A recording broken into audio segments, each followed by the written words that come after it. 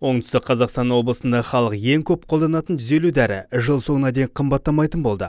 Бұл облыс әкімі Жансейіт Түймебаев пен даму фармацевтикалық және медициналық қызметкерлер қауымдастығы арасында қол қойылған меморандум нәтижесінде жүзеге асады. Ынтымақтастық келісімі қарапайым халық арасында кеңінен қолданысқа ие 150 түрлі дәрілік заттар мен медициналық өнімдердің бағасының өсуіне жол бермеу мақсатында жүзеге асырылды.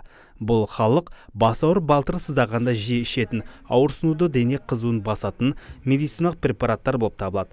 Меморандум мақсаты облыс халқын қолайлы бағада сапалы дәрілік заттармен қамтамасыз ету, әрі өзара ынтымақтастық орнату. Фармацевтикалық қызметті бақылау департаментінің басшысы әрі тасымалдаушы фирмалармен келісім шарттар жасалып жатқанына тоқталды. Сондай-ақ дәріханалар желілерінің әлеуметтік жауапкершілігі турасында атқарып жатқан жұмыстарын баяндады. Кездесуге қатысушылар тиісті меморандумға қол қою халық арасында әлеуметтік тұрақтылықты қамтамасыз етуде маңызды қадам деп отыр. Республика бойынша 105 атау болса, сіздер 150-ге қол қойып отырсыздар.